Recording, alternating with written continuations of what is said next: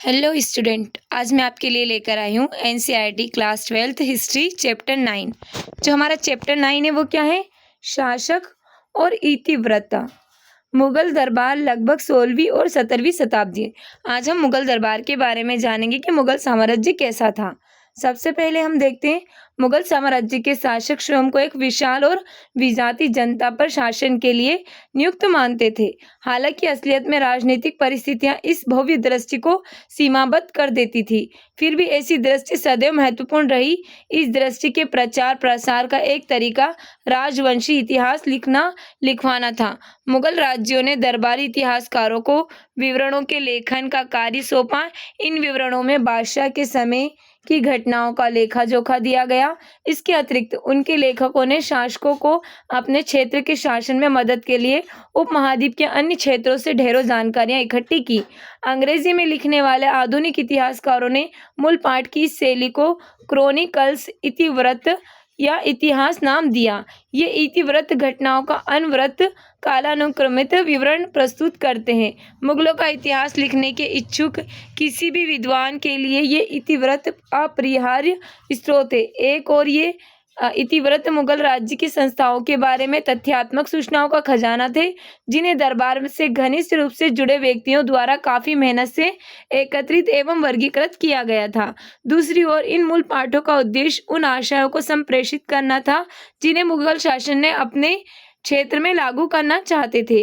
अतः ये इतिवृत्त हमें इसे बात की झलक दिखलाते हैं कैसे शाही विचारधाराएं रची तथा प्रचारित की जाती थी। यह अध्याय मुगल साम्राज्य के इस समृद्ध और लुभावने आयाम की कार्य प्रणाली पर प्रकाश डालेगा।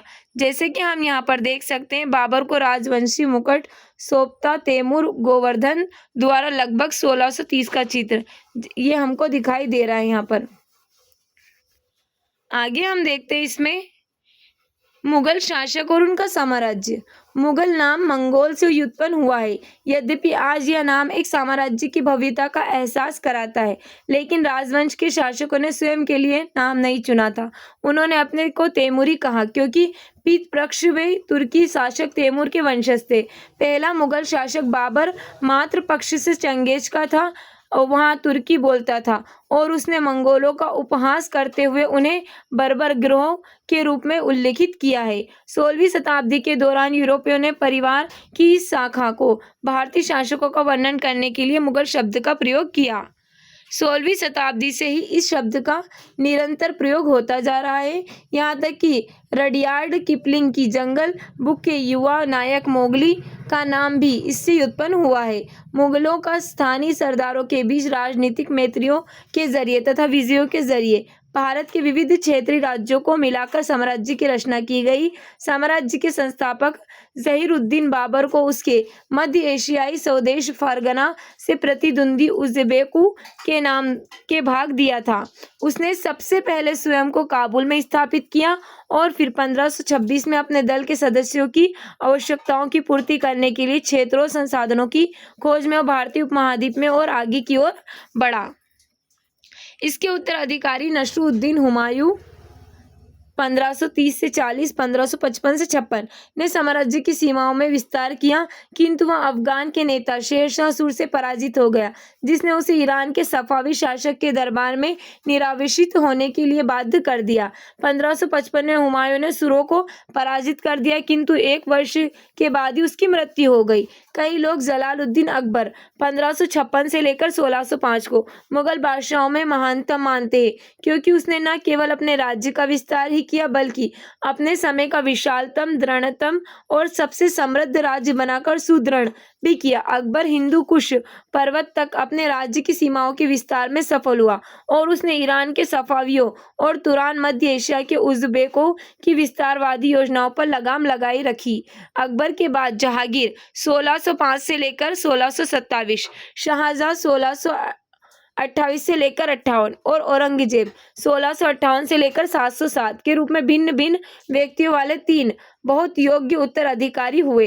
इनके अधीन क्षेत्रीय विस्तार जारी रहा, यद्यपि इसकी गति काफी धीमी रही। तीनों शासकों ने शासन के विविध यंत्रों को बनाए रखा, उन्हें सुदृढ़ किया।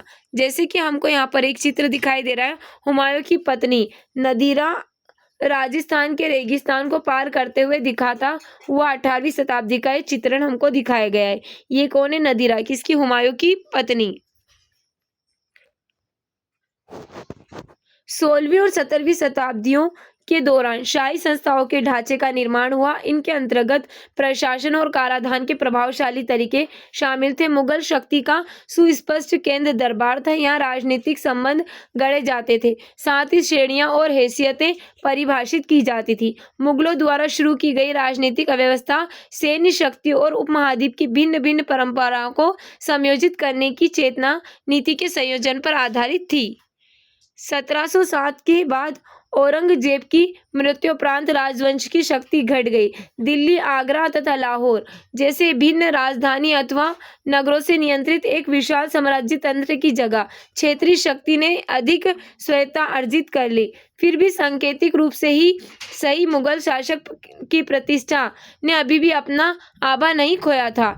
1857 में इस वंश के अंतिम वंशज बहादुर शाह जफर द्वितीय को अंग्रेजों ने उखाड़ फेंका। इतिवृत्तों की रचना। मुगल बादशाहों द्वारा तैयार करवाए गए इतिवृत्त साम्राज्य और उसके दरबार के अध्ययन के महत्वपूर्ण स्रोत।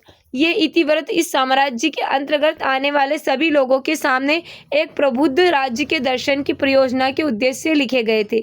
इसी तरह इनका उद्देश्य उन लोगों को जिन्होंने मुगल शासन का विरोध किया था यह बताना भी था कि उनके सारे विरोधों का असफल होना नियत है। शासक यह भी सुनिश्चित कर लेना चाहते थे कि भावी पीढ़ियों के लिए उनके शासन का विवरण उपलब्ध रहे। मुगल इतिवृत्तों के लेखक निरपवाद रूप से दरबारी ही रहे। उन्होंने जो इतिहास लिखे उनके केंद्र बिंदु में थी शासक पर केंद्रित घटनाएं, शासक का परिवार, दरबार व अभिजात युद्ध और प्रशासनिक व्यवस्थाएं, अकबर, शाहजहां और आलमगीर। मुगल शासक औरंगजेब की पदवी की कहानियों पर आधारित इतिवृत्त के शीर्षक अकबरनामा, शाहजहांनामा, आलमगीरनामा यहाँ संकेत करते हैं कि इन लेखकों की निगाह में साम्राज्य और दरबार का इतिहास और बादशाह की इतिहास का ही एक ही था। जो दरबार का इतिहास और बादशाह का इतिहास क्या था, उनकी नजरों में एक ही था। अब हम देखते तुर्की से फारसी की ओर। तुर्की से फारसी की ओर मुगल दरबारी इतिहास फारसी भाषा में लिखे गए थे। दिल्ली के सुल्तानों के काल में उत्तर भारतीय भाषाओं विशेषकर हिंदवी व इसकी क्षेत्रीय भिन्नताओं के साथ फारसी दरबार और साहित्यिक रचनाओं की भाषा के रूप में खूब पुष्पित पल्लवित हुई। चूंकि मुगल चगताई मूल के थे अतः तुर्की उनकी मातृभाषा थी। इनके पहले शासक बाबर ने कविताओं और अपने संस्मरण इसी भाषा में लिखे थे। अकबर ने सोच समझकर फारसी को दरबार की मुख्य भाषा बनाया। संभवतः ईरान के साथ सांस्कृतिक और बौद्धिक संपर्कों के साथ साथ मुगल दरबार में पदनामे को इच्छुक ईरानी और मध्य एशियाई प्रवासियों ने बादशाह को इस भाषा को अपनाए जाने के लिए प्रेरित किया होगा। फारसी को दरबार की भाषा का ऊंचा स्थान दिया गया तथा उन लोगों को शक्ति व प्रतिष्ठा प्रदान की गई जिनकी इस भाषा पर अच्छी पकड़ थी। राजाशाही परिवार के लोग दरबार के विशिष्ट सदस्य भाषा बोलते थे। कुछ और आगे यह सभी स्तरों की प्रशासन की भाषा बन गई, जिससे लेखाकारों, लिपिकों तथा अन्य अधिकारियों ने भी इसे सीख लिया। जहाँ जहाँ फारसी प्रत्यक्ष प्रयोग में नहीं थी वहाँ भी राजस्थानी, मराठी और यहाँ तक कि तमिल में शासकीय लेखों की भाषा को इसकी शब्दावली और मुहावरों ने व्यापक रूप से प्रभावित किया था। चूँकि 16वीं और 17वीं शताब्दियों के दौरान फारसी का प्रयोग करने वाले लोग उपमहाद्वीप के कई अलग अलग क्षेत्रों से आए थे और वे अन्य भारतीय भाषाएं भी बोलते थे, अतः स्थानीय मुहावरों को समावष्टी करने की फारसी का भी भारतीयकरण हो गया था। फारसी के हिंदवी के साथ पारंपरिक संपर्क से उर्दू के रूप में एक नई भाषा निकल कर आई।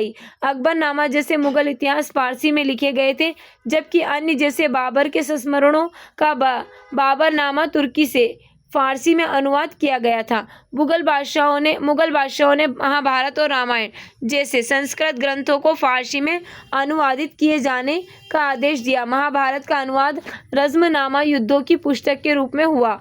पांडुलिपियों की रचना। मुगल भारत की सभी पुस्तकें पांडुलिपियों के रूप में थी, अर्थात वे हाथ से लिखी होती थी। पांडुलिपि रचना का मुख्य केंद्र शाही किताबखाना था। हालांकि किताबखाना शब्द पुस्तकालय के रूप में अनुवादित किया जा सकता है। यह दरअसल एक लिपि घर था, अर्थात ऐसी जगह जहां बादशाह की पांडुलिपियों का संग्रह रखा जाता था तथा नई पांडुलिपियों की रचना की जाती थी।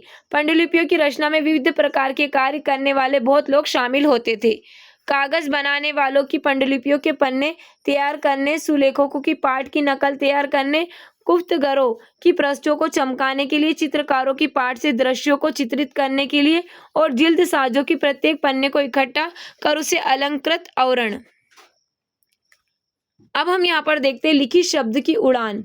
अब्दुल फजल के शब्दों में लिखित शब्द विगत युगों की बुद्धिमत्ता को मूर्त रूप से देख सकता है और इस तरह वह बौद्धिक प्रगति का साधन बन सकता है।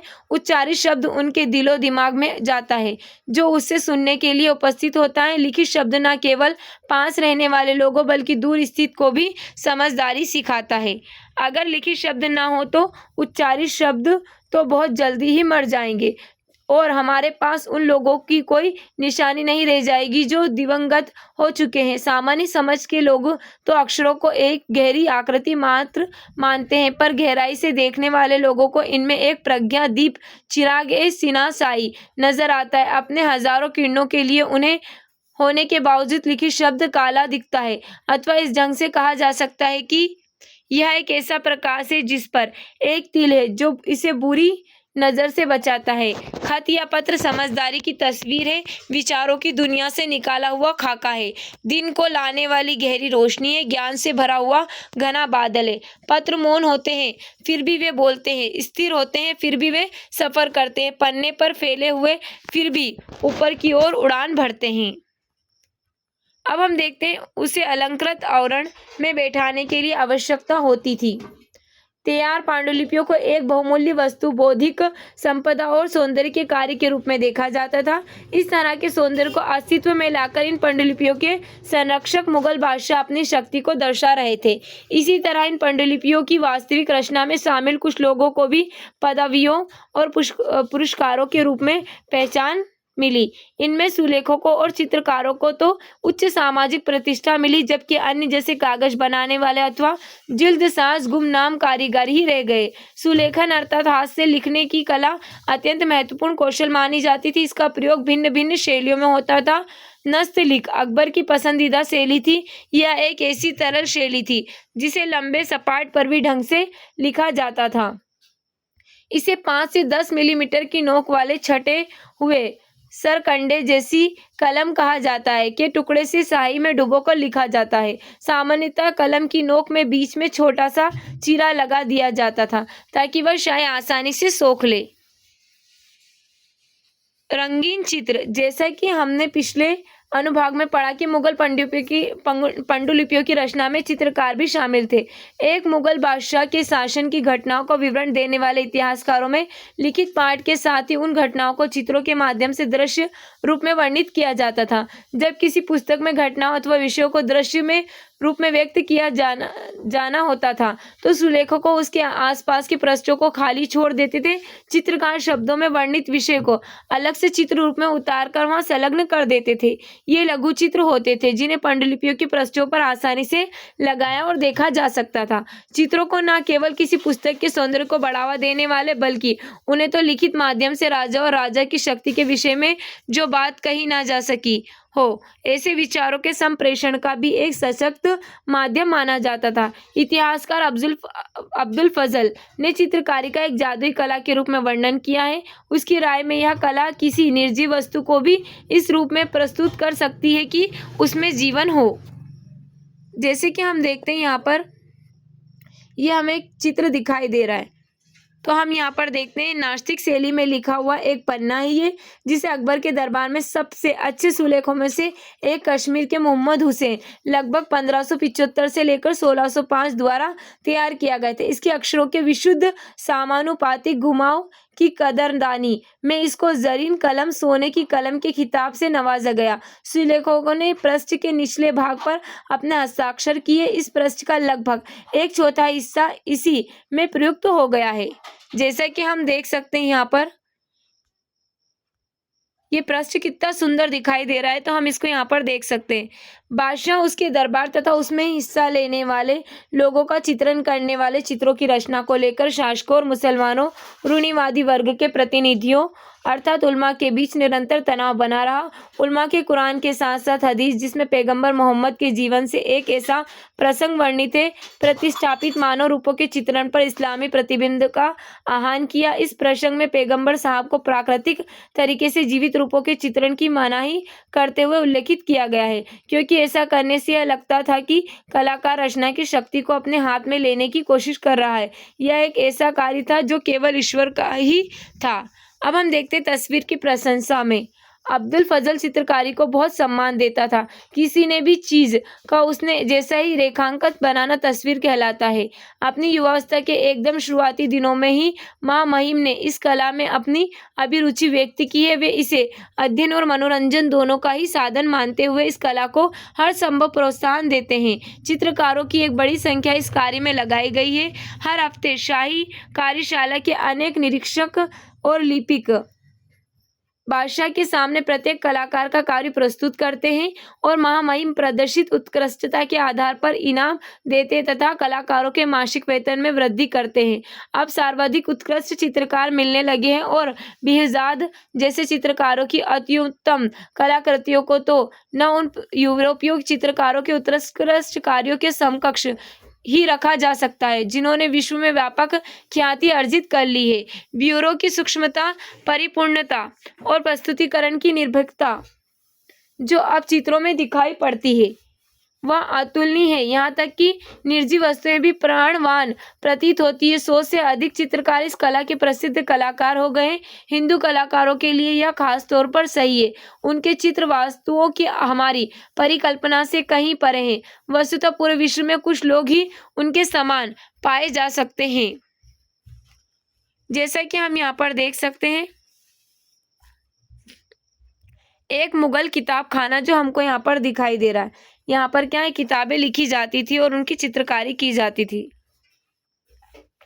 किंतु समय के साथ शरिया की व्याख्याओं में भी बदलाव आया। विभिन्न सामाजिक समूहों ने इस्लामी परंपरा के ढांचे की अलग अलग तरीकों से व्याख्या की। प्रत्येक समूह ने इस परंपरा की ऐसी व्याख्या प्रतिपादित की जो उनकी राजनीतिक आवश्यकताओं से सबसे ज्यादा मेल खाती थी। जिन शताब्दियों के दौरान साम्राज्य निर्माण हो रहा था, उस समय कई एशियाई क्षेत्रों के शासक ने नियमित रूप से कलाकारों को उनके चित्र तथा उनके राज्य के जीवन के दृश्य चित्रित करने के लिए नियुक्त किया।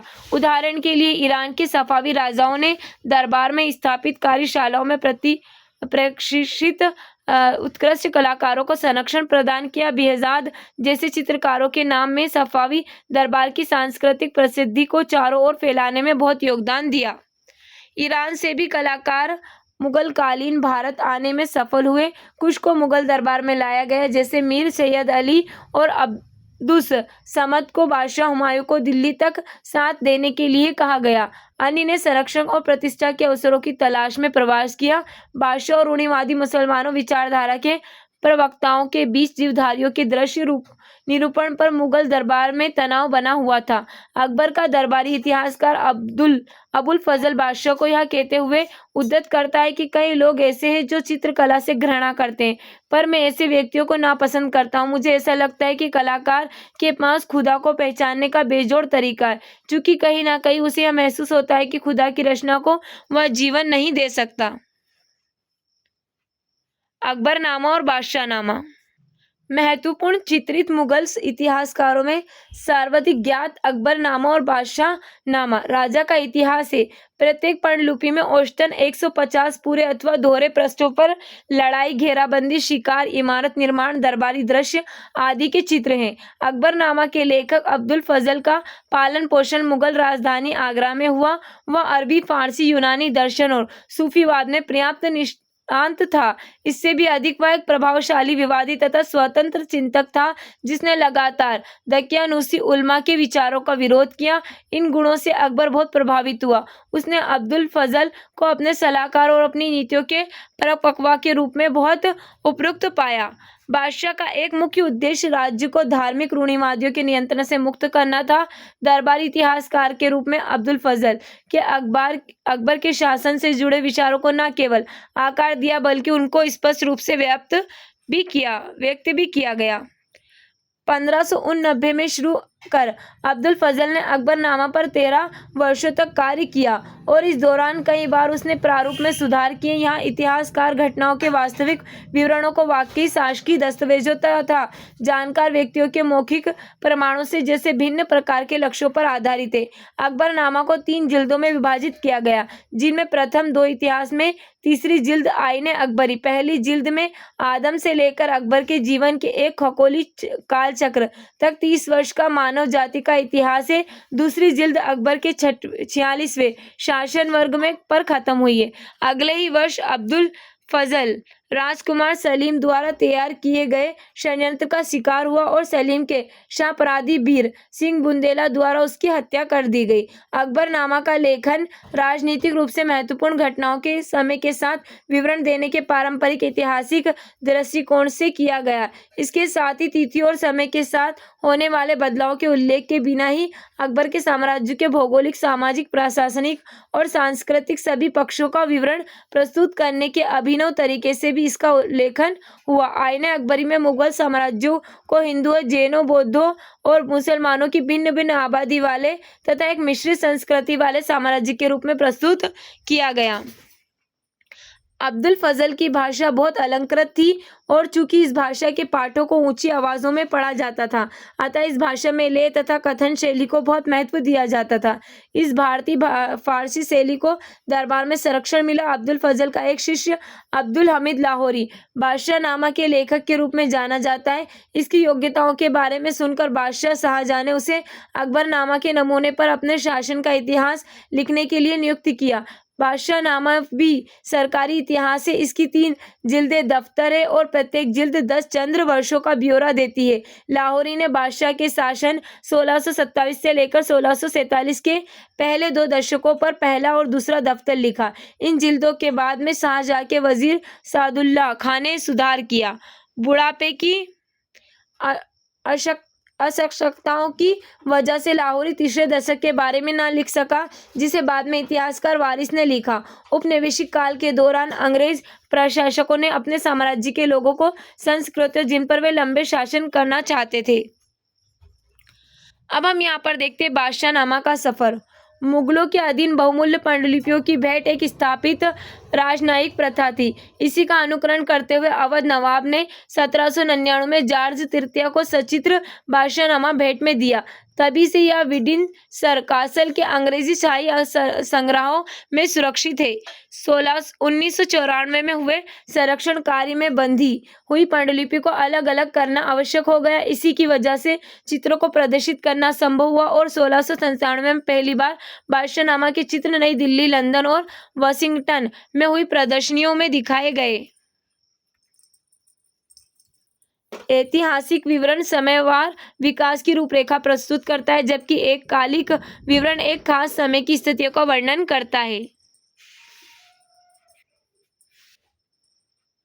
को बेहतर ढंग से समझने के लिए भारतीय इतिहासकार का अध्ययन तथा उपमहाद्वीप के बारे में ज्ञान का अभिलेखागार स्थापित करना शुरू किया गया। 1784 में सर विलियम जोन्स द्वारा स्थापित एशियाटिक सोसाइटी ऑफ बंगाल ने कई भारतीय पांडुलिपियों के संपादन, प्रकाशन और अनुवाद का जिम्मा अपने ऊपर ले लिया।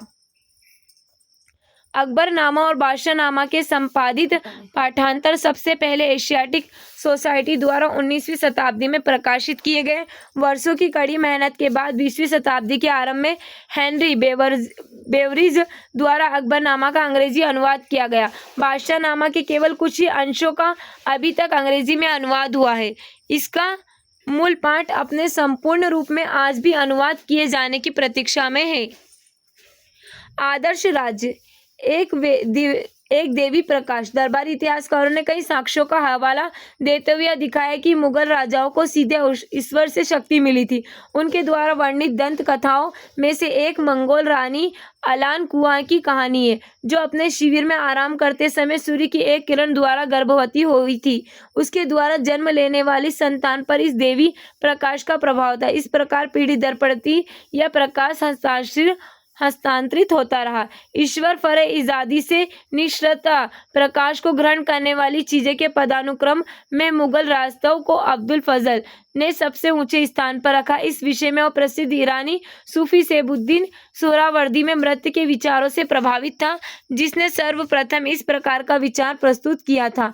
इस विचार के अनुसार एक पदानुक्रम के तहत यह देवी प्रकाश राजा में संप्रेषित होता था, जिसके बाद राजा अपनी प्रजा के लिए आध्यात्मिक मार्गदर्शन का स्रोत बन जाता था। इतिवृत्तों के विवरणों का साथ देने वाले चित्रों ने इन विचारों को इस तरीके से संप्रेषित किया कि उन्होंने देखने के मन मस्तिष्क पर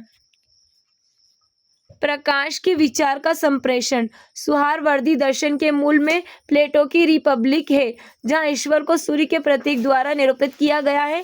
सुहारवर्दी की रचनाओं को इस्लामी दुनिया में व्यापक रूप से पढ़ा जाता था। शेख मुबारक ने इसका अध्ययन किया था। इसके बारे में उसने अपने पुत्रों फैजी और अब्दुल फजल को बताया, जो उसके संरक्षण से प्रशिक्षित हुए थे। अब हम देखते हैं मन मस्तिष्क पर स्थायी प्रभाव डाला। 17वीं शताब्दी से मुगल कलाकारों ने भाषाओं को प्रभामंडल के साथ चित्रित करना शुरू किया। ईश्वर के प्रकाश के प्रतीक रूप में इन प्रभामंडल को उन्होंने ईशा और वर्जित मेरी की यूरोपीय चित्रों में देखा था।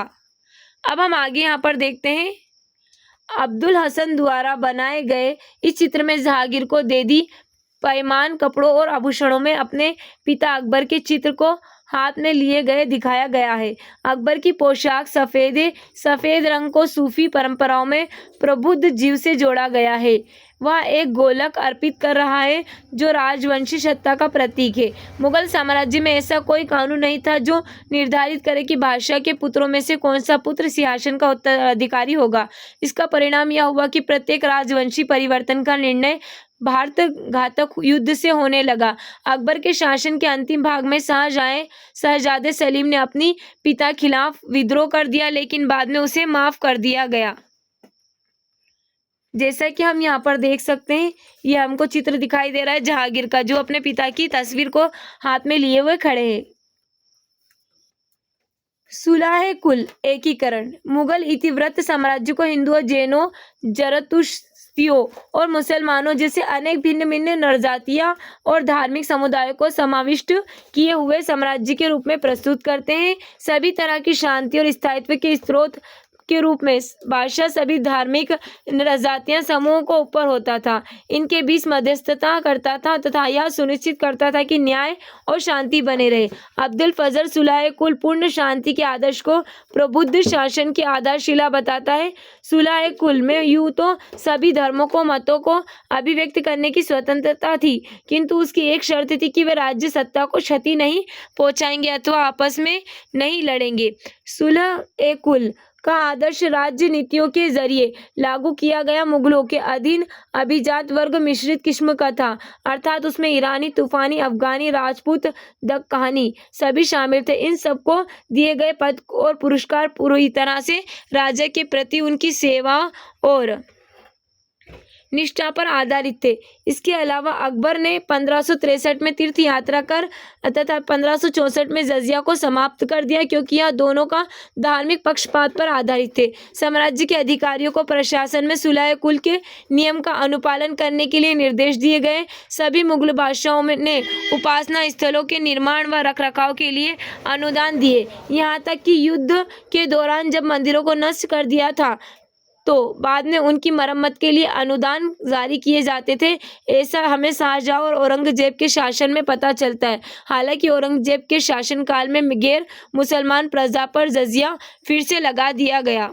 जैसा कि हम यहाँ पर देख सकते हैं, सामाजिक अनुबंध के रूप में न्यायपूर्ण प्रभुसत्ता। अब्दुल फजल ने प्रभुसत्ता को एक सामाजिक अनुबंध के रूप में परिभाषित किया। वह कहता है कि बादशाह अपनी प्रजा के 4 सत्वों की रक्षा करता है: जीवन, जन, धन, माल, सम्मान, नामस और विश्वास यानी दीन, और इसके बदले में वह आज्ञा पालन तथा संसाधनों में हिस्सों की मांग करता है। केवल न्यायपूर्ण संप्रभु ही शक्ति और देवी मार्गदर्शन के साथ इस अनुबंध का सम्मान कर पाते हैं।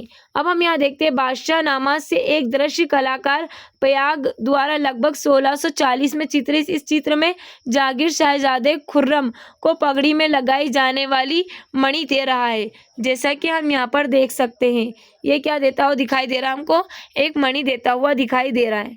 अब हम देखते हैं अब्दुल हसन नामक एक कलाकार द्वारा बनाए गए चित्र में दरिद्रता की आकृति को मारते हुए जहांगीर कलाकार ने यह लक्ष्य को घेरे बादल के आवरण में दिखाकर यह बताने की चेष्टा की यह कोई वास्तविक व्यक्ति नहीं बल्कि एक अमूर्त लक्षण को प्रतीक के रूप में दिखाता है, एक मानवीय रूप है। कला और साहित्य में मानवीकरण के इस ढंग को रूपक कथा कहा जाता है। न्याय की जंजीर को स्वर्ग से उतरते हुए दिखाया गया है। जहांगीर ने अपने संस्मरणों में न्याय की जंजीर को इस प्रकार वर्णित किया है। राज्यारोहण के बाद मैंने जो पहला आदेश दिया वह न्याय की जंजीर को लगाने का था, ताकि न्याय के प्रशासन में संलग्न लोगों से यदि देर हो जाए तो अथवा वे न्याय चाहने वाले लोगों के विषय में मिथ्याचार का व्यवहार करे तो उत्पीड़ित व्यक्ति इस जंजीर के पास आ सके और इसे हिला सके और उसकी ओर ध्यान आकर्षित हो सके। इस जंजीर को शुद्ध सोने से बनाया गया था। यह 30 गज लंबी थी तथा इसमें 60 घंटियां लगी हुई थी। जैसा कि हम यहाँ पर देख सकते हैं, ये चित्र हमको दिखाया गया है। न्याय के विचार के दृश्य रूप में निरूपण हेतु अनेक प्रतीकों की रचना की गई। न्याय के विचार को मुगल राजतंत्र में सर्वोत्तम सद्गुण माना गया। कलाकारों द्वारा प्रयुक्त सर्वाधिक पसंदीदा प्रतीकों में से एक था एक दूसरे के साथ चिपट कर शांतिपूर्वक बैठे हुए शेर और बकरी या फिर गाय। इसका उद्देश्य राज्य को एक ऐसे क्षेत्र के रूप में दिखाना था जहां दुर्बल तथा सबल सभी परस्पर सद्भाव से रह सकते थे। सचित्र बादशाहनामा के दरबारी दृश्यों में से एक प्रतीक का अंकन बादशाह के सिंहासन के ठीक नीचे के आले में हुआ है। राजधानियां और दरबार। राजधानी नगर। मुगल साम्राज्य का हृदय स्थल उसका राजधानी नगर था, जहां दरबार लगता था। 16वीं और 17वीं शताब्दियों के दौरान मुगलों की राजधानियां लगता था कि 16वीं बड़ी राजधानियां बड़ी तेजी से स्थानांतरित होने लगी। हालांकि बाबर ने लोदियों की राजधानी आगरा पर अधिकार कर लिया था, तथापि उसके बाद शासन के 4 वर्षों के दौरान राजसी दरबार भिन्न भिन्न स्थान पर लगाए जाते रहे।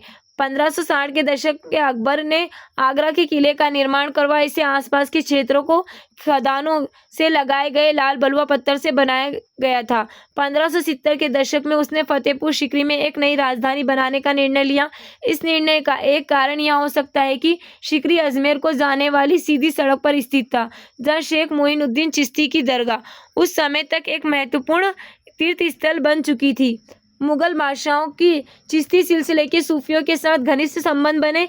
अकबर ने सीकरी में जुमा मस्जिद के बगल में ही शेख सलीम चिश्ती के लिए सफ़ेद संगमरमर का एक मकबरा बनाने का आदेश दिया। विशाल मेहराबी प्रवेश द्वार, बुलंद दरवाजे के निर्माण का उद्देश्य वहां आने वाले लोगों को गुजरात में मुगल विजय की याद दिलाता था। 1585 में उत्तर पश्चिम को और अधिक नियंत्रण में लाने के लिए राजधानी को लाहौर स्थानांतरित कर दिया गया और इस तरह 13 वर्षों तक अकबर ने इस सीमा पर गहरी चौकसी बनाए रखी। शाहजहां ने विवेकपूर्ण राजकोषीय नीतियों को आगे बढ़ाया तथा इमारत निर्माण के अपने शौक को पूरा करने के लिए पर्याप्त धन इकट्ठा कर लिया। जैसा कि आपने पहले शासकों के संदर्भ में देखा, राजतंत्री संस्कृतियों में इमारत निर्माण कार्य राजवंशी सत्ता, धन तथा प्रतिष्ठा का सर्वाधिक स्पष्ट और ठोस प्रतीक था। मुसलमान शासकों के संदर्भ में इसे धर्मनिष्ठा के एक निर्णय के रूप में भी देखा जा सकता है। 1648 में दरबार सेना व राजसी खानदान आगरा से नई निर्मित शाही राजधानी शाहजहानाबाद चले गए। दिल्ली के प्राचीन रियायती नगर में शाहजहानाबाद एक नई और शाही आबादी थी।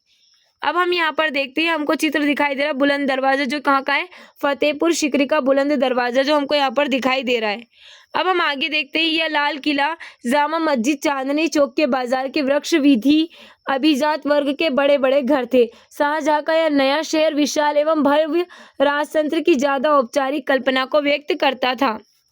मुगल दरबार। शासक पर केंद्रित दरबार की भौतिक व्यवस्था ने शासक के अस्तित्व को समाज के हृदय के रूप में प्रदर्शित किया। इसका केंद्र बिंदु इस प्रकार राज सिंहासन अथवा तख्त था, जिसने संप्रभु के कार्य को भौतिक स्वरूप प्रदान किया था। इसे एक ऐसे स्तंभ के रूप में देखा जा सकता है जिस पर धरती टिकी हुई थी। सहस्त्राब्दियों से भारत में राजतंत्र का प्रतीक रही छतरी शासक के कांति सूर्य कांति से पृथक करने वाली मानी जाती थी। इतिवृत्तों ने मुगल सम्राटों वर्गों के बीच हैसियत को निर्धारित करने वाले नियमों को बड़ी सुस्पष्टता से सामने रखा। दरबार में किसी की हैसियत इस बात से निर्धारित होती थी कि वह शासक के कितना पास और दूर बैठा है। किसी भी दरबारी को शासक द्वारा दिया गया स्थान बादशाह की नज़र में उसकी महत्ता का प्रतीक था। एक बार जब बादशाह सिंहासन पर बैठ जाता था तो किसी को भी अपनी जगह से कहीं और जाने की अनुमति नहीं थी और न ही कोई अनुमति के बिना दरबार से बाहर जा सकता था। जैसे कि हम देखते हैं यहाँ पर दरबार अकबरी अब्दुल फजल अकबर के दरबार का बड़ा सजीव विवरण देते हुए कहता है, जब भी महामहिम अकबर दरबार लगाते हैं तो एक विशाल ढोल पीटा जाता और साथ साथ अल्लाह का गुणगान होता था। इस तरह सभी वर्गों के लोगों को सूचना मिल जाती है कि महामहिम के पुत्र दरबारी और वे सभी जिन्हें दरबार में प्रवेश की अनुमति थी हाजिर होते हैं और कोर्निश कर अपने स्थान पर खड़े रहते हैं। ख्याति प्राप्त विद्वजन तथा विशिष्ट कौशलों में निपुण व्यक्ति आदर व्यक्त करते हैं तथा न्याय अधिकारी अपनी रिपोर्ट प्रस्तुत करते हैं। महामहिम अपनी सामान्य अंतर्दृष्टि के आधार पर अपने आदेश देते हैं और सभी मामलों को संतोषजनक ढंग से निपटाने इसे पूरे समय के दौरान विभिन्न देशों से आए तलवारियों व पहलवानों को अपने तैयार रखते थे और महिला तथा पुरुष गायक अपनी बारी की प्रतीक्षा में रहते थे। चतुर बाजीगर और मजाकिया कलाबाज भी अपने कौशल और दक्षता का प्रदर्शन करने को उत्कृष्ट थे। कोर्निश औपचारिक अभिवादन का एक ऐसा तरीका था जिसमें दरबारी दाएं हाथ की तलहटी को ललाट पर रखकर आगे की ओर सिर झुकाते थे। यह इस बात का प्रतीक था कि कोर्निश करने वाला व्यक्ति अपने इंद्रिय और मन के स्थल को हाथ लगाते हुए झुककर विनम्रता के साथ शाही दरबार में अपने को प्रस्तुत कर रहा है। अभिवादन का चार तसलीम तरीके दाएं हाथ को ज़मीन पर रखने से शुरू होता है। इसमें तलहटी ऊपर की ओर होती है। इसके बाद हाथ को धीरे से उठाते हुए व्यक्ति खड़ा होता है तथा तलहटी को सिर के ऊपर रखता है। ऐसा तसलीम 4 बार की जाती है। तसलीम का शाब्दिक अर्थ आत्मनिवेदन है। दरबारी समाज में सामंत्रिक नियंत्रण का व्यवहार दरबार में मान्य संबोधन शिष्टाचार तथा बोलने के ध्यानपूर्वक निर्धारित किए गए नियमों द्वारा होता था। शिष्टाचार का जरा सा भी उल्लंघन होने पर ध्यान दिया जाता था और उस व्यक्ति को तुरंत ही दंडित किया जाता था। शासक को किए गए अभिवादन के तरीके से पदानुक्रम में उस व्यक्ति की हैसियत का पता चलता था। जैसे जिसकी व्यक्ति के सामने ज़्यादा झुककर अभिवादन किया जाता था उस व्यक्ति की हैसियत ज़्यादा ऊंची मानी जाती थी। आत्मनिवेदन का उच्चतम रूप सिजदा या दंडवत लेटना था। शाहजहां के शासनकाल में इन तरीकों के स्थान पर 4 तसलीम तथा ज़मीन बोशी जमीन चूमने के तरीके अपनाए गए। मुगल दरबार में राजनयिक दूतों संबंधित नयाचारों में भी ऐसी ही सुस्पष्टता थी। मुगल बादशाह के समक्ष प्रस्तुत होने वाले राजदूत से यह अपेक्षा की जाती थी कि वह अभिवादन के मान्य रूपों में से एक या तो बहुत झुककर अथवा ज़मीन को चूमकर अथवा फारसी रिवाजों के मुताबिक छाती के सामने हाथ बांधकर तरीके से अभिवादन करेगा। जेम्स वन के अंग्रेज दूत टॉमस रो ने यूरोपीय रिवाज के अनुसार जहांगीर के सामने केवल झुककर अभिवादन किया और इसके बाद बैठने के लिए कुर्सी का आग्रह किया। पुनः दरबार को अचंभित कर दिया। बादशाह अपने दिन की शुरुआत सूर्योदय के समय कुछ व्यक्तिगत धार्मिक प्रार्थनाओं से करता था और इसके बाद वह पूर्व की ओर मुँह किए एक छोटे छज्जे अर्थात झरोखे में आता था। इसके नीचे लोगों की भीड़ सैनिक, व्यापारी, शिल्पकार, किसान, बीमार बच्चों के साथ औरतें बादशाह की एक झलक पाने के लिए इंतजार करती थी।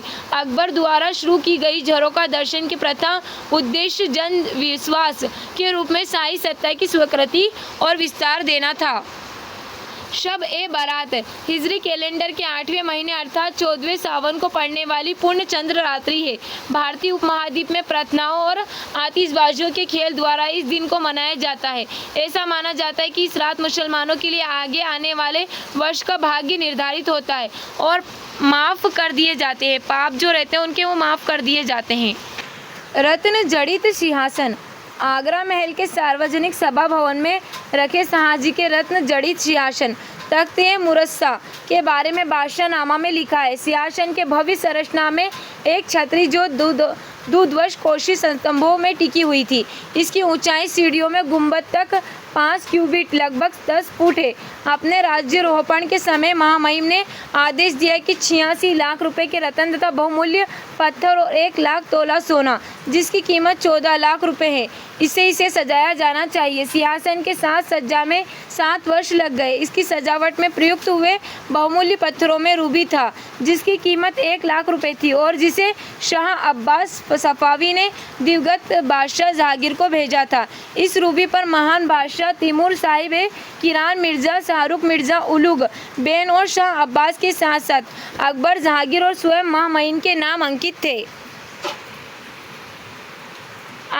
आगरा में विवाह से पूर्व शाहजहां औरंगजेब सम्मान करते हुए शाहजहां बादशाहनामा में पयाग द्वारा की गई चित्रकारी जो हमको यहाँ पर दिखाई गई है। औरंगजेब को एक पीला जामा, ऊपरी वस्त्र तथा छोटे छोटे बोरों वाले हरे जैकेट में दिखाया गया है। वह कहाँ है और पिता के प्रति उसकी भंगिमा से क्या पता चलता है? दरबारियों को कैसे दिखाया गया है? क्या आप बाईं और बड़ी पगड़ियों वाली आकृतियों का पता लगा सकते हैं? ये विद्वान के चित्रण हैं। अब हम देखते हैं झरोखे में 1 घंटे बिताने के बाद बादशाह अपनी सरकार के प्राथमिक कार्यों के संचालन हेतु सार्वजनिक सभा भवन दीवाने आम में आता था। वहाँ राज्य के अधिकारी रिपोर्ट प्रस्तुत करते थे तथा निवेदन करते थे कि 2 घंटे बाद बादशाह दीवाने खास में निजी सभाएं और गोपनीय मुद्दों पर चर्चा करता था। राज्य के वरिष्ठ मंत्री उसके सामने अपनी याचिकाएं प्रस्तुत करते थे और कर अधिकारी हिसाब का ब्यौरा देते थे। कभी कभी बादशाह उच्च प्रतिष्ठित कलाकारों के कार्यों और वास्तुकारों मीमार के द्वारा बनाए गए इमारतों के नक्शों को देखता था। सिंहासन रोपण की वर्षगांठ, ईद ए शबे बारात तथा होली जैसे कुछ विशिष्ट अवसरों पर दरबार का माहौल जीवंत हो उठता था। सजे हुए डिब्बों में रखी सुगंधित मोमबत्तियों, महल की दीवारों पर लटक रहे रंग बिरंगे बंधनवार आने वाले आश्चर्यजनक प्रभाव छोड़ते थे। मुगल शासक वर्ष में 3 मुख्य त्यौहार मनाया करते थे। सूर्य वर्ष और चंद्र वर्ष के अनुसार शासक का जन्मदिन और वंशात्मक फारसी नववर्ष, जैसे कि हम यहाँ पर देखते हैं जश्न अथवा तुलादान समारोह में शहजाद खुर्रम बहुमूल्य धातुओं के से तोला जाने वाला जहांगीर के संस्मरणों से। अब हम यहाँ पर देख सकते हैं ये दराशी कोह का विवाह दिखाया गया। हमको यहाँ पर हम इस चित्र को देख सकते हैं। शाही परिवारों में विवाह का आयोजन काफ़ी खर्चीला होता था। मैं दारा शिकोह और नदीरा राजकुमारों परवेज की पुत्री के निकाह की व्यवस्था राजकुमारी जहांआरा और दिवंगत महारानी मुमताज़ पहल की प्रमुख नौकरानी सती उन निसा खुनुमा द्वारा की गई शादी के उपहारों में प्रदर्शन व्याख्या व्यवस्था दीवाने आम में की गई। बादशाह तथा हरम की स्त्रियों दोपहर में इसे देखने के लिए आई तथा शाम के समय अभिजात यहाँ आए। दुल्हन की माँ ने भी इसी तरह उसकी विशाल कक्ष में उपहारों को सजाया था। शाहजहां इन्हें देखने के लिए वहाँ गया। हिनाबंदी मेहंदी लगाना की रस्म दीवाने खास में अदा की गई। दरबार में उपस्थित व्यक्तियों के बीच पान, इलायची अथवा मेवे बांटे गए। विवाह पर कुल 32 लाख रुपए खर्च किए हुए थे, जिसमें 6 लाख रुपए शाही खजाने से 16 लाख रुपए जहांआरा मुमताज़ महल द्वारा आरंभ में अलग से रखे गए रुपयों को मिलाते हुए और शेष दुल्हन की मां द्वारा दिए गए थे। बादशाहनामा से लिए गए इन चित्रों में इस अवसर से जुड़ी कुछ गतिविधियों को दिखाया गया है। जैसा कि हम यहाँ पर देख सकते हैं, यहाँ पर महिलाएं नृत्य करती हुई हमको दिखाई दे रही है। नौरूज जन्मदिन पर शासक को विभिन्न वस्तुओं से तोला जाता था तथा बाद में ये वस्तुएं दान में बांट दी जाती थी। पदवियों, उपहार और भेंट राज्य अभिषेक के समय अथवा किसी शत्रु पर विजय के बाद मुगल बादशाह विजय पदवियों ग्रहण करते थे। उद्घोषणों को नकीब द्वारा जब इन गुज़यमान और लयबद्ध पदवियों की घोषणा की जाती थी तो वे सभा में विस्मय का माहौल बना देती थी और मुगल सिक्कों पर राजसी नयाचार के साथ शासनरत बादशाह की पूरी पदवी होती थी। योग्य व्यक्तियों को पदवियों देना मुगल राज्य तंत्र का एक महत्वपूर्ण पक्ष था। दरबारी पदानुक्रम में किसी व्यक्ति की उन्नति को उसके द्वारा धारण की जाने वाली पदवियों से जाना जा सकता था। उच्चतम मंत्रियों में से एक को दी जाने वाली आसफ खां की पदवी का उद्भव पैगंबर शासक सुलेमान के कलमित्र मंत्री हुआ थे। औरंगजेब ने अपने 2 उच्च पदस्थ अभिजातों जय सिंह और जसवंत सिंह को मिर्जा राजा की पदवी प्रदान की। पदवी या तो अर्जित की जाती थी अथवा इन्हें पाने के लिए पैसे दिए जाते थे। मीर खान ने अपने नाम में अलिफ अर्थात अक्षर लगाकर उसे अमीर खान करने के लिए औरंगजेब को 1 लाख रुपए देने का प्रस्ताव किया। अन्य पुरस्कारों में सम्मान का जमा खिल्लत भी शामिल था, जिसे पहले कभी ना कभी बादशाह द्वारा पहना गया हुआ होता था, इसलिए यह समझा जाता था कि वह बादशाह के आशीर्वाद का प्रतीक है। सरप्पा सर से पांव तक एक अन्य उपहार था। इस उपहार के 3 हिस्से हुए करते थे, जामा, पगड़ी और पटका। बादशाह द्वारा अक्सर रत्न जड़ित आभूषणों के उपहार के रूप में दिए जाते थे। बहुत खास परिस्थितियों में बादशाह कमल की मंजरियों वाला रत्न जड़ित गहनों का सेट, पदम, मुरस्सा भी उपहार में प्रदान करता था। एक दरबारी बादशाह के पास कभी खाली हाथ नहीं जाता था। वह या तो नज़्र के रूप में थोड़ा धन या पेशकश के रूप में मोटी रकम बादशाह को पेश करता था। राजनयिक संबंधों में उपहारों को सम्मान और आदर का प्रतीक माना जाता था। राजदूत प्रतिद्वंदी राजनीतिक शक्तियों के बीच संधि और संबंधों के जरिए समझौते करवाने के महत्वपूर्ण कार्य का संपादन करते थे। ऐसी परिस्थितियों में उपहारों की महत्वपूर्णता प्रतीकात्मक भूमिका होती थी। टॉमस रो को इस बात से बहुत निराशा हुई कि उसने आसफ खां को जो अंगूठी भेंट की थी वह उसे केवल इसलिए वापस कर दी गई कि वह क्यों मात्र 400 रुपये मूल्य की थी। पगड़ी रखने के काम आने वाला एक मुगलकालीन डिब्बा जो हमको यहाँ पर दिखाया गया है। शाही परिवार। अब हम बात करेंगे शाही परिवार के बारे में। हरम शब्द का प्रयोग प्रिया मुगलों की घरेलू दुनिया की ओर संकेत करने के लिए होता है। यह शब्द फारसी से निकला है जिसका तात्पर्य है पवित्र स्थान। मुगल परिवार में बादशाह की पत्नियां और उपपत्नियां, उसके नज़दीकी और दूर के रिश्तेदार, माता पिता, सौतेली व उपमाताएं, बहन, पुत्री, बहू, चाची, मौसी, बच्चे आदि व महिलाएं, परिचारिकाएं तथा गुलाम होते थे। बहु विवाह प्रथा भारतीय उपमहाद्वीप में विशेषकर शासक वर्गों में व्यापक रूप से प्रचलित थी। राजपूत कुलों एवं मुगलों दोनों के लिए विवाह राजनीतिक संबंध बनाने व मैत्री संबंध स्थापित करने का एक तरीका थे। विवाह में पुत्री को भेंट स्वरूप दिए जाने के साथ प्रिया एक क्षेत्र भी उपहार में दिए जाता था। इससे विभिन्न शासक वर्गों के बीच पदानुक्रमित संबंधों की निरंतरता सुनिश्चित हो जाती थी। इस तरह के विवाह और उनके फलस्वरूप विकसित संबंधों के कारण ही मुगल बंधुत्वों के व्यापक तंत्र का निर्माण कर सके। इससे वे महत्वपूर्ण वर्गों से जुड़े हुए और उन्हें एक बृहद साम्राज्य को इकट्ठा करने रखने में मदद मिलती थी।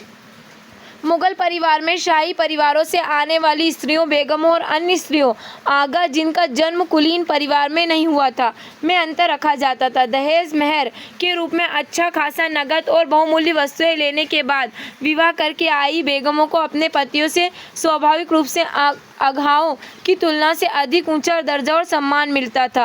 राजतंत्र से जुड़े महिलाओं के पदानुक्रम में उपपत्नियों आगाचा की स्थिति सबसे निम्न थी।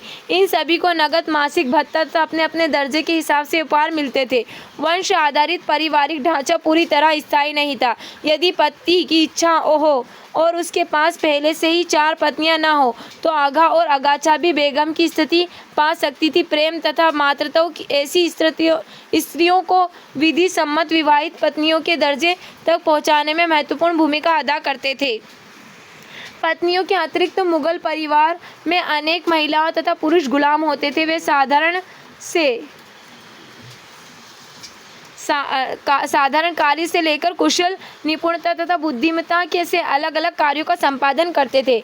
गुलाम, हिंजड़े, ख्वाजासर परिवार के अंदर और बाहर के जीवन में रक्षक, नौकर और व्यापार दिलचस्पी लेने वाली महिलाओं के एजेंट होते थे। नूरजहां के बाद मुगल रानियों और राजकुमारियों ने महत्वपूर्ण वित्तीय स्रोतों पर नियंत्रण रखना शुरू कर दिया। शाहजहां की पुत्रियों और जहांआरा। अब हम यहाँ पर देखते हैं फतेहपुर सीकरी में आंतरिक कमरों का एक हिस्सा जो हमको यहाँ पर दिखाया गया है। जहांआरा और रोशन आरा को ऊंचे शाही मनसबदारों के समान वार्षिक आय होती थी। इसके अतिरिक्त जहांआरा को सूरत के बंदरगाह नगर, जो कि विदेशी व्यापार का एक लाभप्रद केंद्र था, से राजस्व प्राप्त होता। संसाधनों पर नियंत्रण ने मुगल परिवार की महत्वपूर्ण स्त्रियों को इमारतों व बागों के निर्माण का अधिकार दे दिया। जहांआरा ने शाहजहां की नई राजधानी शाहजहाबाद, दिल्ली की कई वस्तु कलात्मक परियोजनाओं में हिस्सा लिया। इनमें से आंगन व बाग के साथ एक दोमल जिली भव्य कारवासराय थी। शाहजहानाबाद के हृदय स्थल की चांदनी चौक की रूपरेखा जहांआरा द्वारा बनाई गई थी। गुलबदन बेगम द्वारा लिखी गई एक रोचक पुस्तक हुमायूंनामा से हमें मुगलों की घरेलू दुनिया की एक झलक मिलती है।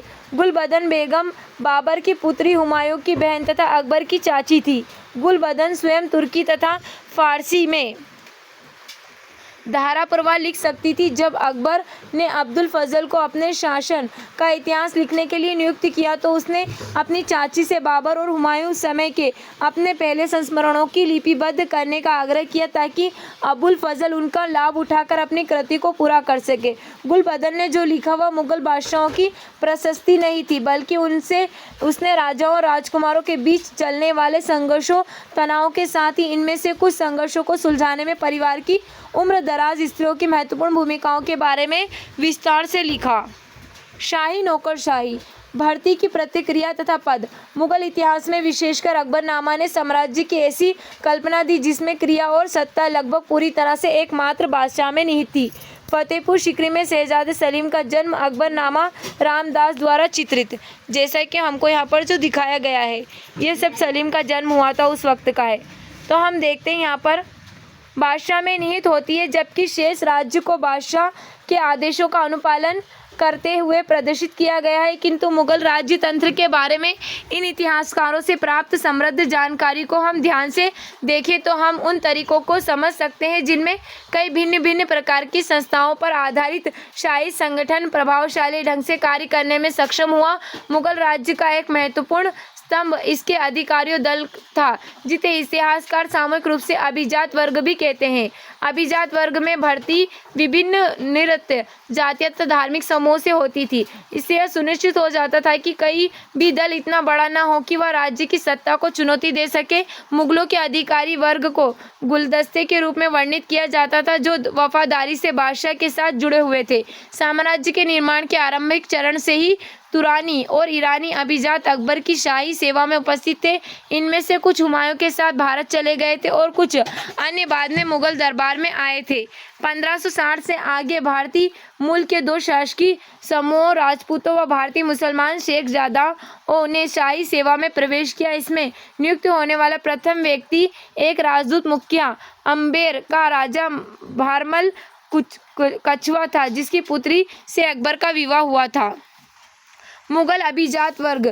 चंद्रभान ब्राह्मण ने शाहजहां के शासनकाल के दौरान लिखी अपनी पुस्तक चार चमन चार बाग में मुगल अभिजात वर्ग का इस तरह वर्णन किया है। विभिन्न जातियां अकबर, अरब, ईरानी, तुर्की जाति, कुर्द, ततार, रूसी, अबिसिनियाई इत्यादि और देशों के तुर्की, मिस्र, सीरिया, इराक, अरब, ईरान, खुरासान, तुरान के लोगों, वस्तुतः सभी समाजों से विभिन्न समूह श्रेणियों के लोगों को शाही दरबार में आश्रय प्राप्त हुआ। भारत से विभिन्न समूह और ज्ञान और शिल्प में निपुण व्यक्तियों के साथ साथ योद्धाओं, उदाहरण के लिए बुखारी और भंकारी, विष्णु वंशों के सैयद, अभिजात वंश के शेखजादा, लोधी, रोहिल्ला, यूसुफ जैसी अफगान जनजातियों, राणा, राजा, राव व राया अर्थात राठौर, सिसोदिया, कछवा, हाड़, गोड़, चौहान, पवार, भदूरिया, सोलंकी, बुंदेला, शेखावत नाम से संबोधित की जाने वाली राजपूत जातियों का घक्कर, खोकर, बलूची और अन्य सभी भारतीय जनजातियों को तलवार चलाती थी। 100 से 7,000 जात के मनसब घास के मैदानों और पर्वतीय भागों से भूस्वामी कर्नाटक, बंगाल, असम, उदयपुर, श्रीनगर, कुमायूं, तिब्बत व किश्तवाड़ इत्यादि क्षेत्रों से सभी जनजातियों और समूहों को शाही दरबार को चूमने में आने वाले अथवा रोजगार पाने का सौभाग्य प्राप्त हुआ था। अब हम आगे देखते हैं शिक्षा और लेखा शास्त्र की ओर झुकाव वाले हिंदू जातीय सदस्यों को भी पदोन्नत किया जाता था। इसका एक प्रसिद्ध उदाहरण अकबर के वित्त मंत्री टोडरमल का है, जो खत्री जाति का था। जहांगीर के शासन में ईरानियों को उच्च पद प्राप्त हुए। जहांगीर की राजनीतिक रूप से प्रभावशाली रानी नूरजहां ईरानी थी। औरंगजेब ने राजपूतों को उच्च पदों पर नियुक्त किया। फिर भी शासन में अधिकारियों के समूह में मराठे अच्छी खासी संख्या में थे।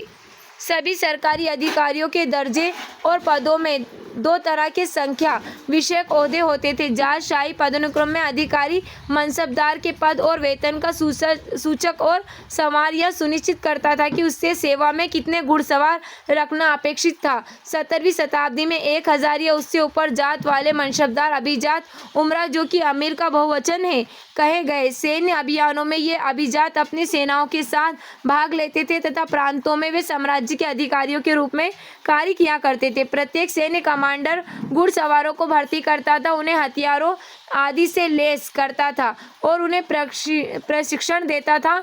घुड़सवारी फौज मुगल फौज अपरिहार्य अंग थी। घुड़सवार सिपाही शाही निशान से पार्श्व भाग में दागे गए उत्कृष्ट श्रेणी के घोड़े रखते थे। निम्नतम ओहदों के अधिकारियों को छोड़कर बादशाह स्वयं सभी अधिकारियों के ओहदे, पदावधियों और आधिकारिक नियुक्तियों के बदलाव का पुनर्निरीक्षण करता था। मनसब प्रथा की शुरुआत करने वाले अकबर ने अपने अभिजात वर्ग के कुछ लोगों को शिष्य मुरीद की तरह मानते हुए उनके साथ आध्यात्मिक रिश्ते भी कायम किए। अभिजात वर्ग के सदस्यों के लिए शाही सेवा शक्ति, धन तथा उच्चतम प्रतिष्ठा प्राप्त करने के लिए एक जरिया थी। सेवा में आने वाले इच्छुक व्यक्ति की एक अभिजात जरिया याचिका देता था, जो बादशाह के सामने तजवीज़ प्रस्तुत करता था। अगर याचिकाकर्ता को सौभाग्य माना जाता था तो उसे मनसब प्रदान किया जाता था। मीर बख्शी उच्चतम वेतन दाता खुले दरबार में बादशाह के दाएं ओर खड़ा होता था तथा नियुक्ति पदोन्नति सभी उम्मीदवारों को प्रस्तुत करता था, जबकि उसका कार्यालय उसकी मोहर हस्ताक्षर के साथ साथ बादशाह की मोहर व हस्ताक्षर वाले आदेश तैयार करता था। केंद्र में दो अन्य महत्वपूर्ण मंत्री थे, दीवाने आला वित्त मंत्री और सदर उस सुदूर मदद ए माशा अथवा अनुदान का मंत्री और स्थानीय न्यायाधीशों अथवा काजियों की नियुक्ति का प्रभारी। ये तीनों मंत्री कभी कभी इकट्ठे सलाहकार निकाय के रूप में काम करते थे। हम देखते हैं दरबार में अभिजात। अकबर के दरबार में ठहरा हुआ जेसुइट पादरी फादर एंटोनियो मानसेरेस उल्लेख करता है, सत्ता के बेधड़क उपयोग से उच्च अभिजातों को रोकने के लिए राजा उन्हें दरबार में बुलाता है और निरंकुश आदेश देता है, जैसे कि वे उसके दास हो। इन आदेशों का पालन उन अभिजातों के उच्च ओहदे और हैसियत से मेल नहीं खाता था। तजवीज़ एक अभिजात द्वारा बादशाह के सामने प्रस्तुत की जाने वाली ऐसी याचिका थी जिसमें किसी उम्मीदवार को मनसबदार के रूप में नियुक्त करने की सिफारिश की जाती थी। अब हम देखते हैं यहाँ पर सलाहकार निकाय किए जाते थे, लेकिन वो क्या करते थे, लेकिन ये एक दूसरे से स्वतंत्र होते थे। अकबर ने इन तथा अन्य सलाहकारों के साथ मिलकर साम्राज्य की प्रशासनिक, राजकोषीय और मौद्रिक संस्थाओं को आकार प्रदान किया। दरबार में नियुक्त तैनात रकाब अभिजातों का एक ऐसा सुरक्षित दल था जिसे किसी भी प्रांत या सैन्य अभियान में प्रतिनियुक्त किया जा सकता था। प्रतिदिन 2 बार सुबह और शाम को सार्वजनिक सभा भवन में बादशाह के प्रति आत्मनिवेदन करते थे के कर्तव्य से बंधे थे। दिन रात बादशाह और उसके घराने की सुरक्षा की जिम्मेदारी भी उठाते थे। सूचना तथा साम्राज्य सटीक और विस्तृत आलेख तैयार करना मुगल प्रशासन के लिए मुख्य रूप से महत्वपूर्ण था। मीर बख्शी दरबारी लेखकों वाक्या नवीस के समूह का निरीक्षण करता था। ये लेखक ही दरबार में प्रस्तुत किए जाने वाले सभी अर्जियों व दस्तावेजों तथा सभी साक्षी आदेशों फरमान का आलेख तैयार करते थे। इसके अतिरिक्त अभिजातों और क्षेत्रीय शासकों के प्रतिनिधि वकील दरबार की बैठक, पहाड़ की तिथि और समय के साथ उच्च दरबार से समाचार, अखबारात ए दरबार ए मोहल्ला शीर्षक के अंतर्गत दरबार की सभी कार्यवाहियों का विवरण तैयार करते थे। अखबारात में हर तरह की सूचनाएं होती थी, जैसे दरबार में उपस्थित पदों और पदावधियों का दान, राजनयिक शिष्टमंडलों ग्रहण किए गए उपहारों अथवा किसी अधिकारी के स्वास्थ्य के विषय में बादशाह द्वारा की गई पूछताछ। राजा और अभिजातों के सार्वजनिक व्यक्तिगत जीवन का इतिहास लिखने के लिए यह सूचनाएं बहुत उपयोगी होती थी। समाचार, वृत्तांत और महत्वपूर्ण शासकीय दस्तावेज शाही डाक के जरिए मुगल शासन के अधीन क्षेत्रों में एक छोर से दूसरे छोर तक जाते थे। बांस के डिब्बों में लपेट कर रखे कागजों को लेकर हर कारो कशीद अथवा पथमार के दल दिन रात दौड़ते रहते थे। काफी दूर स्थित प्रांतीय राजनीतियों से भी वृत्तांत बादशाह को कुछ ही दिनों में मिल जाया करते थे। राजधानी से बाहर तैनात अभिजातों के प्रतिनिधि अथवा राजपूत राजकुमार अधीनस्थ शासक बड़े मनोयोग ने इन उद्घोषणाओं की नकल तैयार करते थे, संदेशवाहकों के जरिए अपनी टिप्पणियां अपने स्वामियों के पास भेज देते थे। सार्वजनिक समाचार के लिए पूरा साम्राज्य आश्चर्यजनक रूप से तीव्र सूचना तंत्र से जुड़ा हुआ था। केंद्र से परे प्रांतीय प्रशासन। केंद्र में स्थापित कार्यों के विभाजन को प्रांतों सूबों में दोहराया गया था। यहाँ भी केंद्र के समान मंत्रियों के अनुरूप अधीनस्थ दीवान बख्शी और सद्र होते थे। प्रांतीय शासन का प्रमुख गवर्नर सूबेदार होता था, जो सीधा बादशाह को प्रतिवेदन प्रस्तुत करता था। प्रत्येक सूबा कई सरकारों में बटा हुआ था। अक्सर सरकार की जिम्माएं फौजदारों के नीचे आने वाले क्षेत्रों की सीमाओं में मेल खाती थी। इन इलाकों में फौजदारों का विशाल घुड़सवार फौज और चौपचियों के साथ रखा जाता था। परगना उप जिला स्तर पर स्थानीय प्रशासन की देखरेख 3 अर्धवंशानुगत अधिकारियों और कानूनगो राजस्व अलेख का रखवाला, चौधरी राजस्व आगरा का प्रभारी और काजी द्वारा की जाती थी। शासन के प्रत्येक विभाग के पास लिपिकों का एक बड़ा सहायक समूह, लेखाकार, लेखा परीक्षक, संदेशवाहक और अन्य कर्मचारी होते थे, जो तकनीकी के रूप में दक्ष अधिकारी थे। ये मानकृत नियमों और प्रक्रियाओं के अनुसार कार्य करते थे तथा प्रचुर संख्या में लिखित आदेश व वृत्तांत तैयार करते थे। सर्वत्र फारसी को शासन की भाषा बना लिया गया, लेकिन ग्राम लेखा के लिए स्थानीय भाषाओं का प्रयोग होता था। मुगल इतिहासकारों ने प्रिय बादशाह और उसके दरबार को ग्राम स्तर के संपूर्ण प्रशासनिक तंत्र नियंत्रण करते हुए प्रदर्शित किया, पर जैसा कि आपने देखा अध्याय 8, इस प्रक्रिया का तनाव मुक्त रहना असंभव सही था। स्थानीय जमींदारों और मुगल साम्राज्य के प्रतिनिधियों के बीच के संबंध कई बार संसाधनों और सत्ता के बंटवारे को लेकर संघर्ष का रूप ले लेते थे। जमींदार प्रिय राज्य के खिलाफ किसानों का समर्थन संगठित करने में सफल हो जाते थे। सीमाओं के परे। इतिवृत्तों के लेखकों ने मुगल बादशाहों द्वारा धारण की गई गुजायमान पदवियों की सूचीबद्ध किया। इनके अंतर्गत शहंशाह, राजाओं का राजा जैसी सामान्य पदवियों अथवा जहांगीर, विश्व पर कब्जा करने वाला, अथवा शाहजहां, विश्व का राजा जैसे अलग अलग राजाओं द्वारा अपनाई गई खास उपाधियां शामिल थी। मुगल बादशाहों के अविजित क्षेत्रीय व राजनीतिक नियंत्रण के दावे को दोहराने के लिए इतिहासकार प्रिय इन पदवियों और उसके हार्तों का हवाला देते थे, लेकिन यही समस्या है कि इतिहासकार पड़ोसी राजनीतिक शक्तियों के साथ राजनयिक रिश्ते और संघर्ष का विवरण देते हैं, जिसमें प्रतिस्पर्धी क्षेत्रीय हितों की वजह से कुछ तनाव और राजनीतिक प्रतिद्वंद्वी का पता चलता है। सफावी और कंधार। मुगल राजाओं तथा ईरान व तुरान के पड़ोसी देशों के राजनीतिक व राजनयिक रिश्ते अफगानिस्तान को ईरान व मध्य एशिया के क्षेत्रों से पृथक करने वाले हिंदू कुश पर्वतों द्वारा निर्धारित सीमा के नियंत्रण पर निर्भर करते थे। भारतीय उपमहाद्वीप में आने को इच्छुक सभी विजेताओं को उत्तर भारत के तक पहुंचने के लिए हिंदू कुश को पार करना होता था तथा मुगल नीति का निरंतर प्रयास रहा कि सामरिक महत्व को चौकियों और विशेषकर काबुल व कंधार पर नियंत्रण के दौरान इस संभावित खतरे से बचाव किया जा सके। कंधार सफावियों और मुगलों के बीच झगड़े की जड़ था। यह किला नगर आरंभ में हुमायूं के अधिकार में था, जिसे 1595 में अकबर द्वारा पुनः जीत लिया गया। यद्यपि सफावी दरबार ने मुगलों के साथ अपने राजनयिक संबंध बनाए रखे, तथापि कंधार पर यह दावा करता रहा।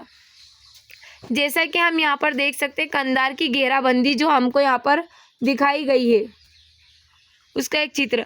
अब हम देखते हैं 1613 में जहांगीर ने शाह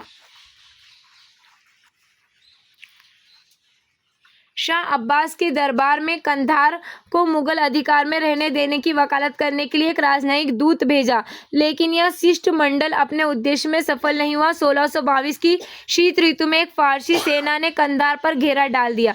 मुगल रक्षक सेना पूरी तरह से तैयार नहीं थी, अतः वह पराजित हुई और उसे किले तथा नगर सफावियों को सौंपने पड़े।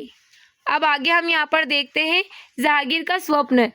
इस लघु चित्र ने अभिलेख से पता चलता है कि जहांगीर ने हाल ही में देखे गए स्वप्न को अब्दुल हसन से चित्र में उतारने के लिए कहा। अब्दुल हसन ने इस दृश्य में दो शासकों जहांगीर व सफावी शाह अब्बास को मित्रवत गले लगाते हुए प्रदर्शित करते हुए चित्र बनाया।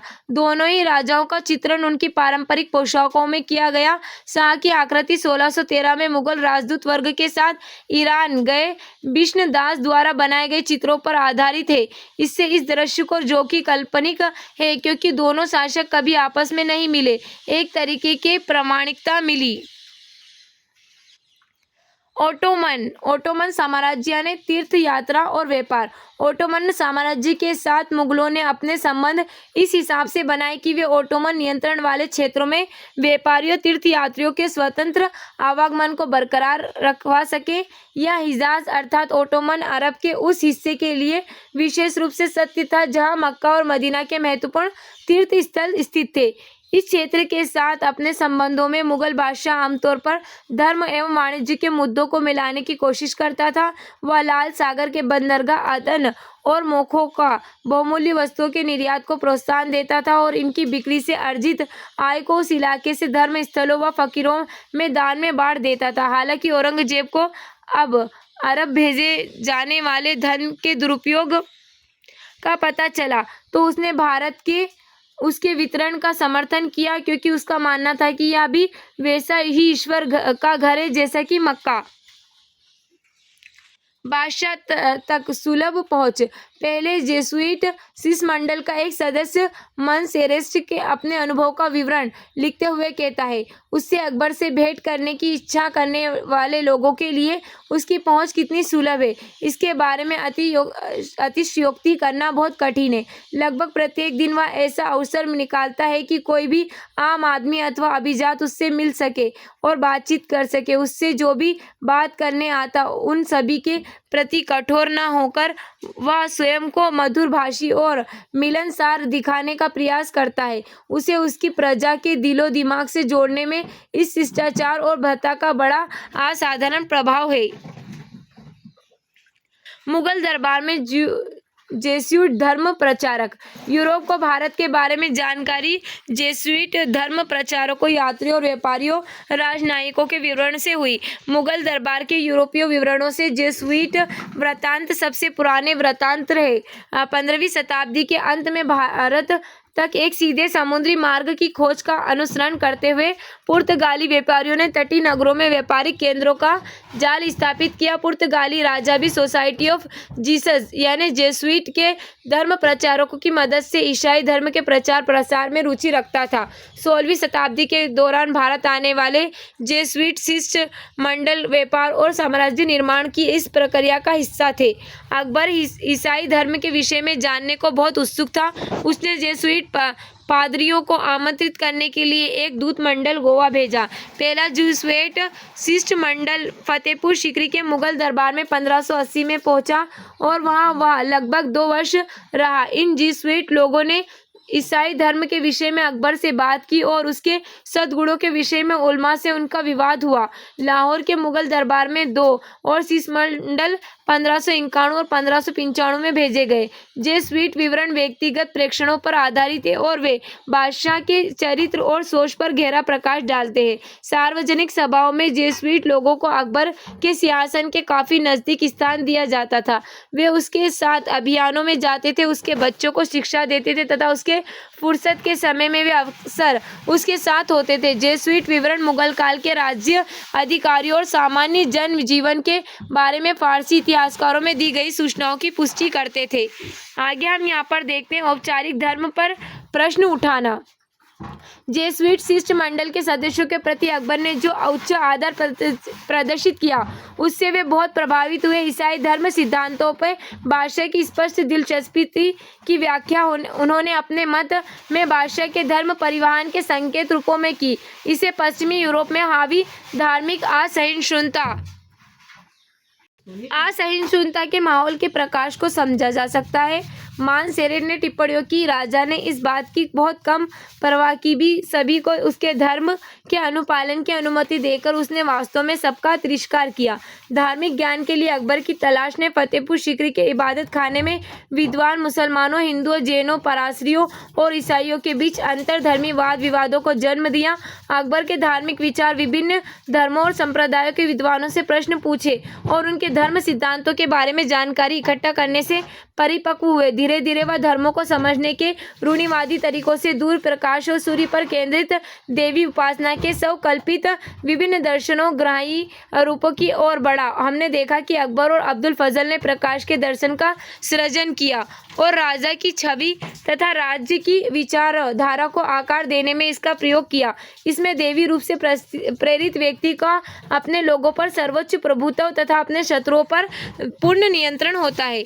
अब हम यहाँ पर देखते हैं दरबार में धार्मिक वाद विवाद पारदे और रुडोल्फ एकाविवा पहले जेसुइट शिष्टमंडल का नेता था। उसका नाम चित्र के ऊपरी भाग पर लिखा है, जैसा कि हम यहाँ पर देख सकते हैं।